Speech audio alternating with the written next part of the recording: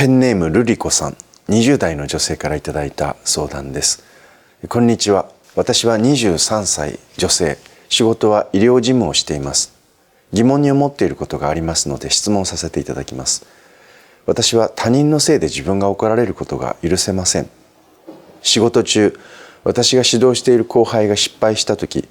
私は丁寧に仕事を教えているつもりなのですが、その後輩が失敗をするたびに、先輩から私も指導されることになります。一度や二度ならば良いのですが、その子は何度も同じ失敗をしてしまいます。また、夫の趣味がゴルフなのですが、コロナウイルスの流行により、緊急事態宣言が出ているにもかかわらず、友人とゴルフに行こうとしています。当の本人は国の方針では、ゴルフは自粛の対象に入っていないなどと言っていますが、私はそういう問題ではないと思います。もし仮に私がコロナウイルスにかかったとして、職場で事情聴取をされたときに、旦那がゴルフに行っていたと話すことに耐えられません。私は不要不急の外出は控えているのに、意識が低い人のせいで私が責められることになることがとても嫌です。他人のせいで自分が責められることが許せないので、子供を作ることにも積極的になれません。想像でしかないのですが、おそらく子供も誰かに迷惑をかける行為をしたり、学校で誰かに迷惑をかけて保護者として私が呼び出されたりするのではないかという想像ばかり働いてしまいます。自分がどれだけ子供に指導していたとしても、多かれ少なかれ怒ってしまうと思うのです。このような私は考え方を改めた方がいいのか、それともこんな考え方でも自分は自分として認めて生きていけばいいのか、和尚様のご意見をいただきたいです。よろしくお願いいたします。お釈迦様が説かれた戒律の中に不摂華戒というものがあります。不摂華戒で、この不摂華戒は何かということを言う前にですね、この一問一答でも何度も私もこれまで説明をしていると思うんですが、改めて戒律というものがどういうものなのかということを先に話をしたいと思います。戒律というのは2つの言葉の集まりなんです。戒と律で、戒というのは何かというと、個人が守るべきルール。そして律というのは何かというと、集団が守るべきルールです。仏教教団というのは、お釈迦様は一人で修行するんではなくてね、4人以上集まって修行することを推奨なさいました。なので、この4人以上人が集まると、自分一人ではないので、どうしても全く育ちも考え方も違った人間が集まって修行しますから、そこにはやはりルールがあった方がいいということで、定まってくるルールですね。それが律です。で、この戒というのは先ほど言いました個人のルール、自分が守っていった方がいいというルールで、仏教はその神様がこう言ってるのでそれを守りなさい、それを守らないと地獄に落ちるよとか、あるいはね、その神の教えでもないし、それからお釈迦様自身の個人的なその考えの押し付けでもないんですよ。この仏教というのはお釈迦様が説かれた真理なんですね。で、真理というのは普遍的にどんな人にでも当てはまる法則みたいなものです。で、この戒というのは罰則がないんです。律は集団のルールなので罰則があります。でも戒は罰則がない。じゃあなんでその戒があるのかって言ったら、先ほど言ったように私たちはみんな幸せになりたいと思っているし、みんなよりよく生きたいと思っているし、よりいい人生を歩みたいと思ってますよね。ところがなかなかそれが実現しないというのが人間なんですよ。そうですよね。皆さんだって小さい時からずっとね、自分が幸せに生きていきたい、自分がより良い人生を生きていきたいと思って、私たちみんな勉強したりとか、いろんな知識を得たりとか、ね、自分にとってメリットになるように生きてきてるのに、なぜかこう自分にとってねこう不都合なことがいっぱい周りで起きたりとか、うまくいかないことが多い。ね、でそうなってしまいがちなので、より巧みに生きるためにこういう解を持つといいと提唱されたのが解なんです。さてその解の中に登場してくる、これがですね不摂化解というとっても大事な解があるんです。不摂化解とは何かというと、過ちをいつまでも責め続けないということなんです。不摂化解、文字に解きすぎない、ね、摂しすぎないということですね。それが不摂化解で、瑠璃子さんの問題は何かというと、このね他人のせいで自分が怒られることが許せませんって、はっきり生きてしまうことなんです。で、そんなこと言うとね、そんなん誰も自分は一生懸命生きてるのに、一生懸命自分は人に迷惑かけないようにって思って生きてるのに、自分がね何か犯した失敗でさえ責められたくないのに、なんで他の人が犯した失敗とか他の人が不注意でとか、ね、やったミスとか、そんなことで自分も責められなきゃいけないのっていうね、そんなの嫌なの当然でしょって、そう反論が返ってきそうなんですけど、そうなんですよ。私たちはみんなね、誰も他人のせいで自分が責められるなんてことを喜ぶ人はいないんですね。だけどもなんでそれが瑠璃子さんにとっての問題になってしまうのかって言ったら、みんな人間は自分の痛みを避けて快楽を得たいと思ってますよ。自分は不利益を被りたくないし、自分は嫌な思いをしたくない。ましてや他人が犯した失敗とか、ね、他人が不注意で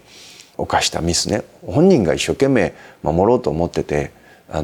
ミスをしたんならいいんだけれども、例えばご主人のようにね、自分で緊急事態宣言出てるのにゴルフに行くんだと言って、そして、国はそんなこと言ってないだろうって言ってね出て行って、でそれで実際コロナにかかってしまって責められてる人とかもやっぱりいますもんね。でましてや瑠璃子さんは医療の関係に従事してらっしゃる、お仕事してらっしゃるので、余計ね自分の夫がそんなんでゴルフに行ってコロナに本当にかかったらどうすんのって、私だって立場ないでしょって、そう思うのは当然ですね。でもこのね他人のせいで自分が怒られることが許せませんっていう、でこのことが確かにみんなそういう気持ちはあるけれども、なんでこれが問題になるかというと、これがねあまりに前面に出過ぎると、そうするとせっかく瑠璃子さんがね自分は一生懸命人に迷惑かけないように生きている、そしてまた自分は仕事でもミスしないように気をつけてる、なのになぜか瑠璃子さんの周りにねこう不注意でミスをしたり、またちゃんとルールを守らない、ちゃんとやらない、それでいて失敗をしたりっていう人が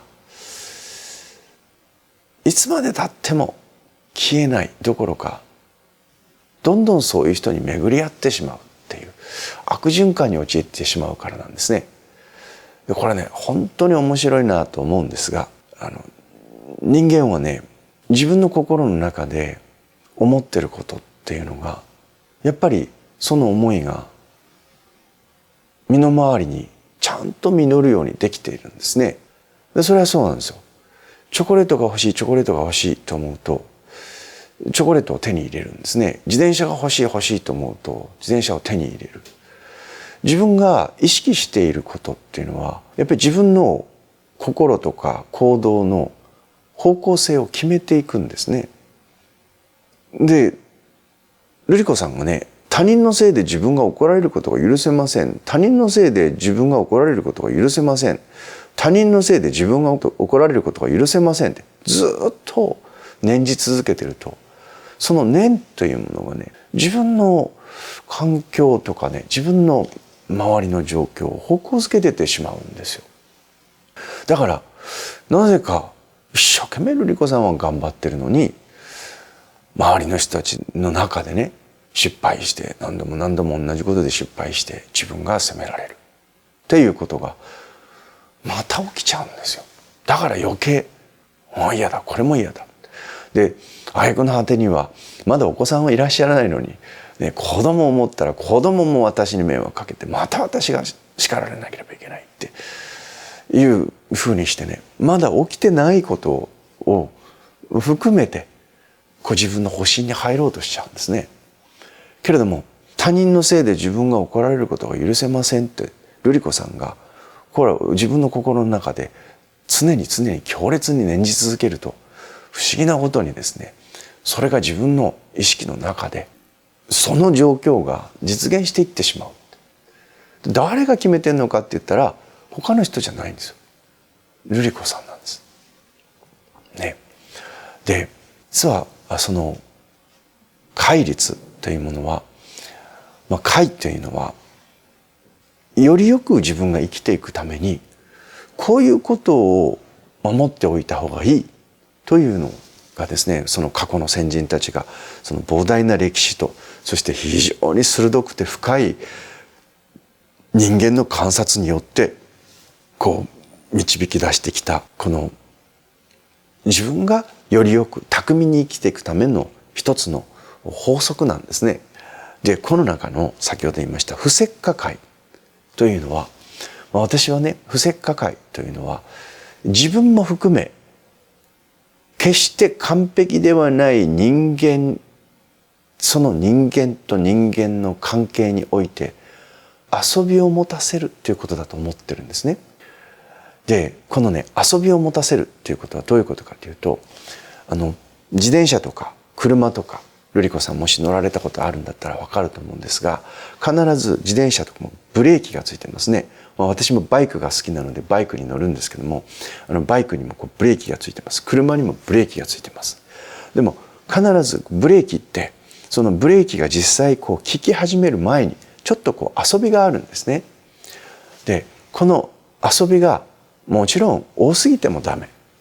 けれども、遊びが全くない、少なすぎてもまた何か走っていてぶつかりそうになったりとか、急に何かが飛び出してきたりして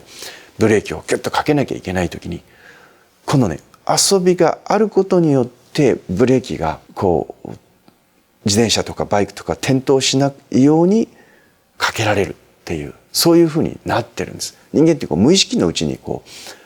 その自分が意識してコントロールできる動きと無意識のうちに動いている動きっていうのがあるんですね。でこれを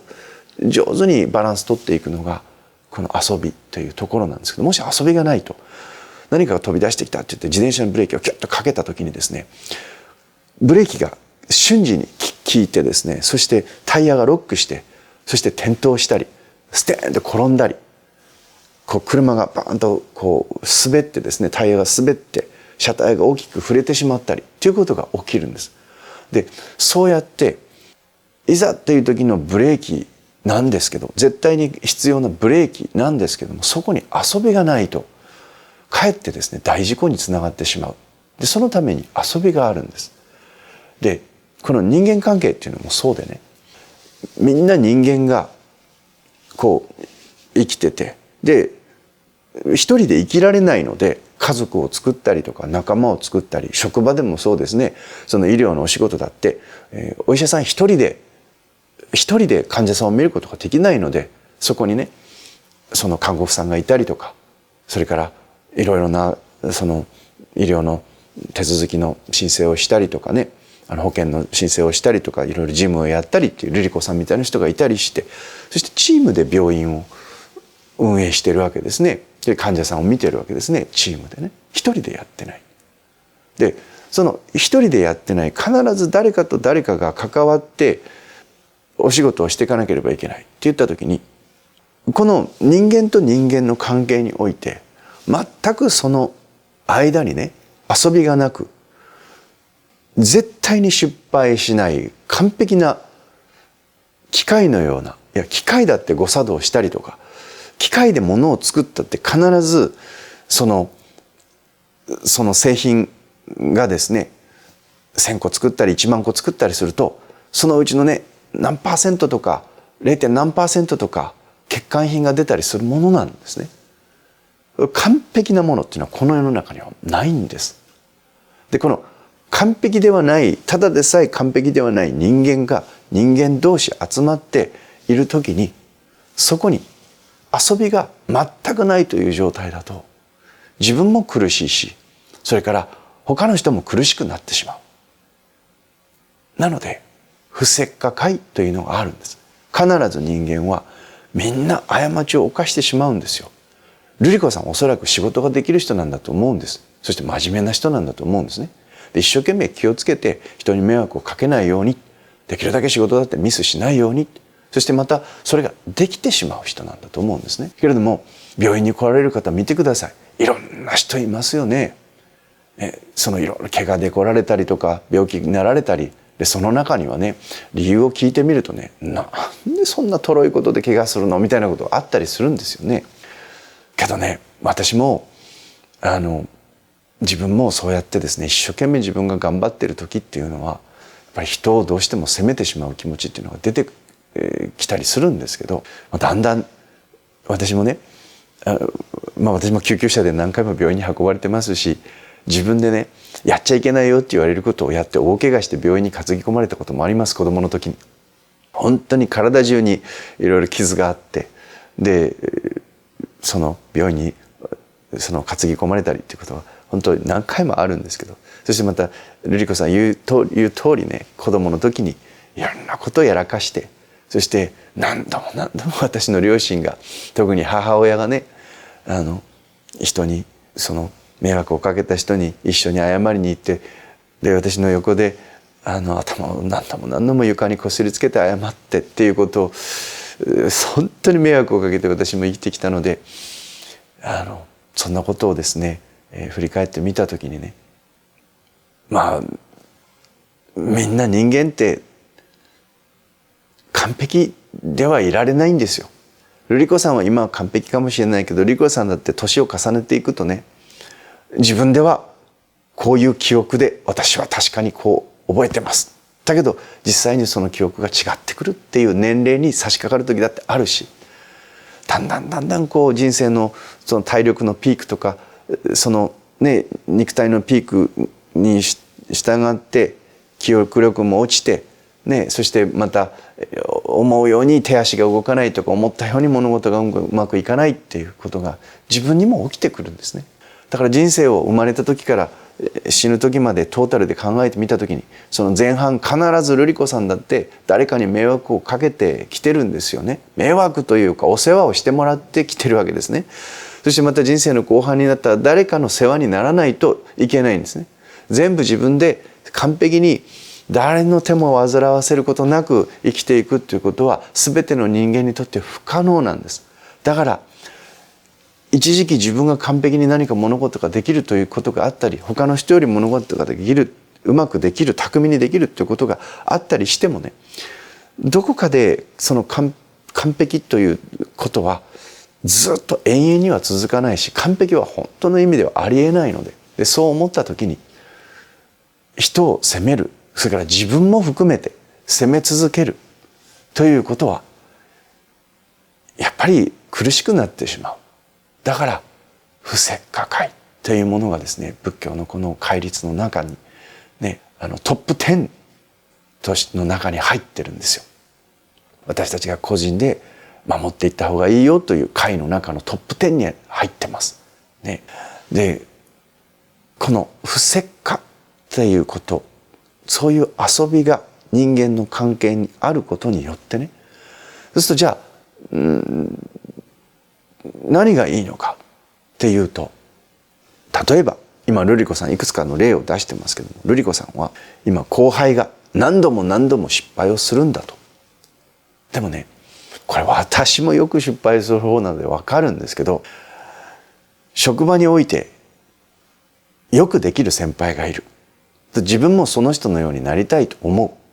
誰も失敗して自分も叱られたいと思う人いませんし、失敗したいと思う人いません。ね、だけども失敗してしまう。その時にですね、こっぴどく叱られたりする。お寺の世界なんかでも厳しいので、先輩からですね、自分がうまくできない、至らない、何度も同じ失敗をしてしまうということで散々叱られることがあるわけです。みんなの前で大声でね、叱咤されることもあるわけですね。そうすると恥ずかしいじゃないですか。で、次から気をつけようと思って練習するんですけど、でもまたなんか儀式の時になるとね、緊張して失敗してしまう。私も何度もやりました。何度もやりました。とろいなお前はって言われてっていうこともありました。ね、完璧にできることの方が少ない。ね、でやっぱり完璧にできる人っていうのは細かく見てらっしゃいますから、ちょっとした失敗でもね、キッとなって、で後でこう睨まれたり叱られたりするわけなんですね。でもね、そういう人と一緒に儀式に参加したり、そういう人と一緒に働いたりすると、もちろんこっちが悪いんですよ、失敗するからね、こっちがいけないんですけど、そういう人と一緒に仕事をずっとし続けると、失敗しちゃいけない、失敗しちゃいけない、また叱られちゃいけない、また叱られちゃいけないと思うと、また失敗しちゃったりするんですよ。そこに遊びがないがゆえに、落ち着いて物事を判断したりということができなくなっていってしまうんです。だから後輩が何度も失敗をするっていうのは、もちろんそういう人いますよ。ね、その能力の問題であったりとか、やっぱり慣れてないっていうこともあるし、能力が低いっていうこともあるのかもしれませんけれども、何度もそうやって同じ失敗で叱られるっていうことを繰り返していくとですね、後輩とか子供とかっていうのはね、知らないうちにやっぱりその自分が叱られたくないっていう保身が強すぎてですね、そしてかえって緊張して失敗をしてしまうんです。だから瑠璃子さんが自分の中に遊びを持たないことによって緊張感っていうのを周囲に作り出してしまう。でその緊張感が後輩を失敗させるという方向に加担してる。それでまた自分も叱られるということが起きてたりするんですね。これがね、本当に不思議なんですけども、知らないうちに自分が緊張してしまうと失敗をしてしまう。もちろん失敗する人がちゃんと仕事ができないのでいけないんですけどね、そのお仕事ですからね。だけれども、その極度の緊張感っていうものをですね、瑠璃子さんが感じている以上に何度も失敗して、しかも自分が叱られるだけじゃなくて、その瑠璃子さんも上司に叱られるということをその後輩が知っていたとすると、もっとね、なんか申し訳ないなってその子が思う子であれば余計緊張してまた失敗してしまうということがあったりするんですね。なのでもちろんお仕事で失敗するっていうのは許されないこともあるわけです。ちゃんとやってもらわなければ困る。それはその通りです。その通りなんです。だけれどもあまりにね、もう絶対私はそれで失敗するの叱られたくないんです。でそういう思いが強すぎると、知らないうちに周囲を緊張させてしまう、後輩を緊張させてしまう、そしてまたその緊張が後輩のさらなる次なる失敗を生んでしまうという悪循環に陥ってしまうことがあるんです。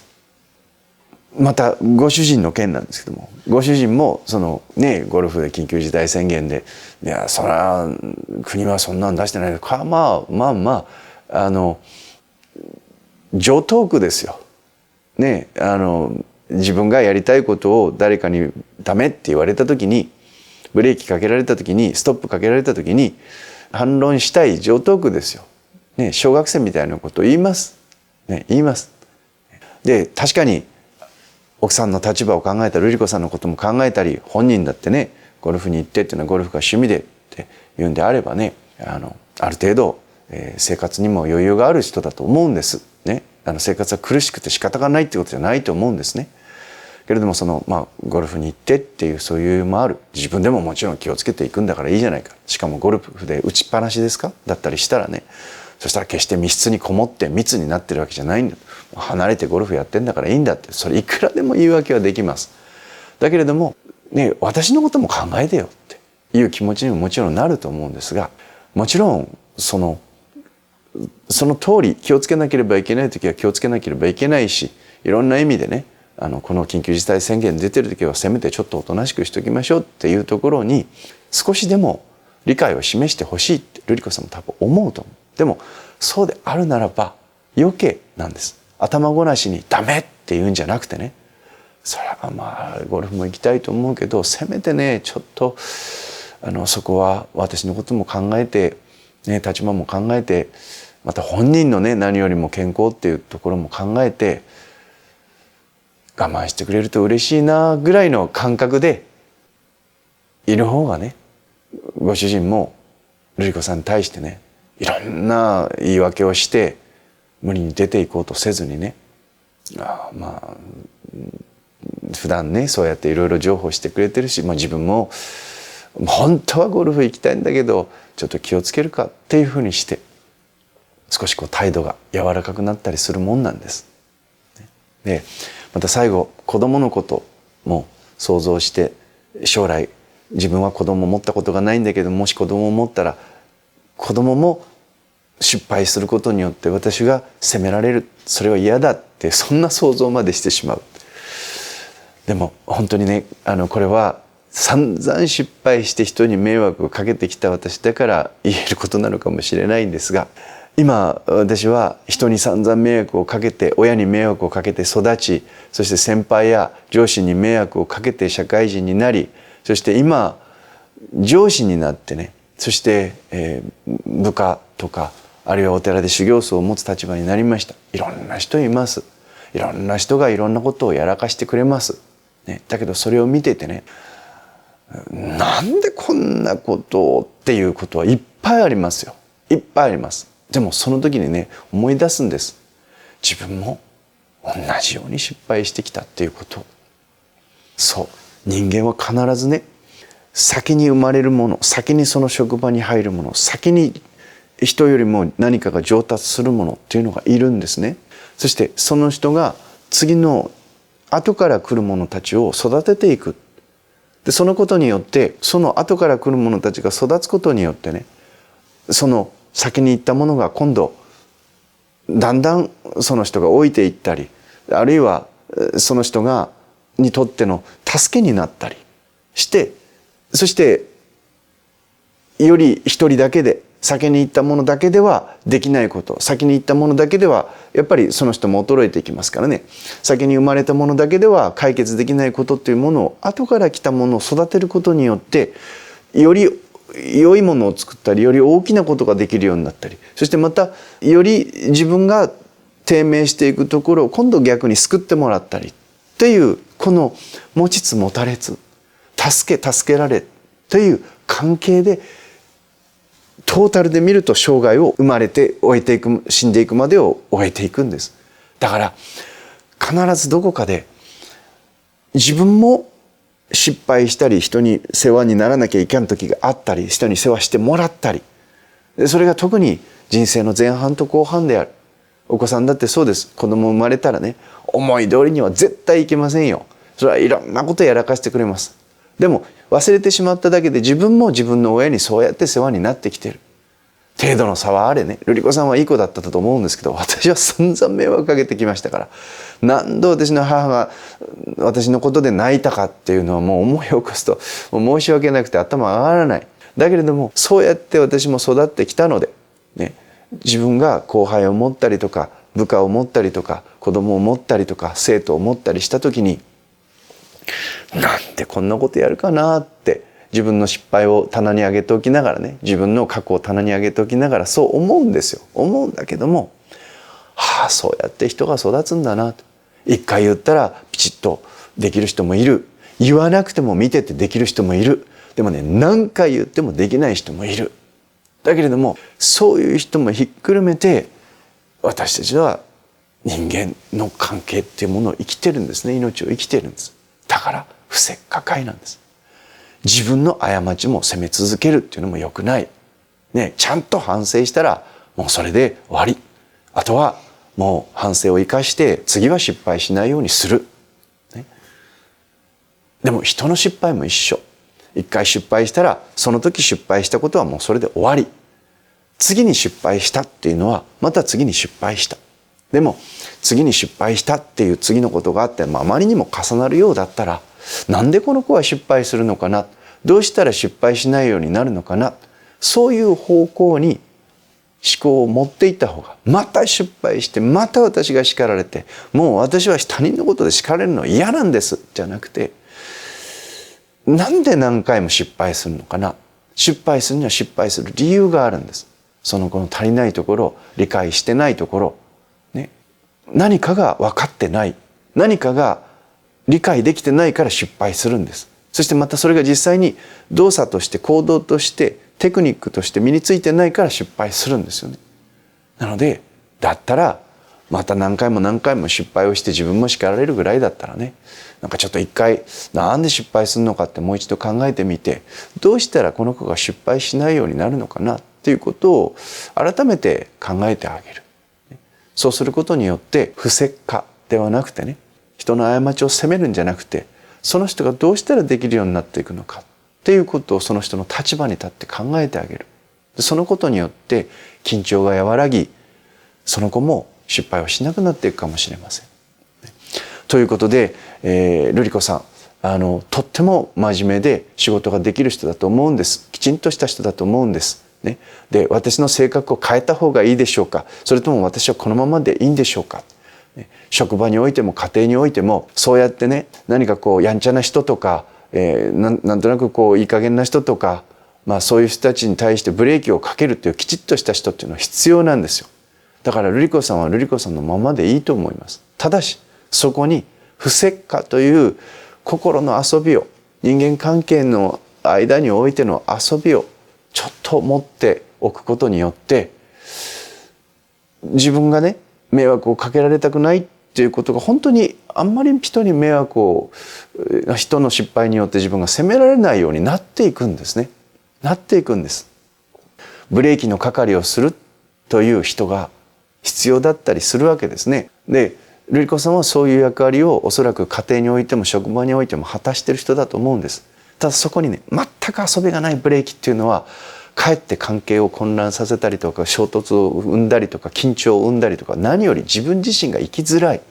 だからもったいないなと思います。ね、瑠璃子さんはそのままでもいいけれども、そこに不石化という遊びを自分に対しても他人に対しても持つことによって、よりこう何かスムーズに生きられるようになるんじゃないかなという気がしています。ね、自分ばっかりカリカリして疲れちゃうということが大きく減るような気がします。そうすると不思議とですね、周囲の人たちが失敗をしなくなったり、それからご主人なんかもね、そうかお前がそんなに言うんならちょっとね我慢しとくかっていう態度になったり、ね、そんなことが実際に起きてくるんじゃないかなということを、私も過去のいろんな体験の中から確信しております。そんなことでどうぞ不石化会、ご自分の心に、その心にね遊びを持たせてあげてください。応援しています。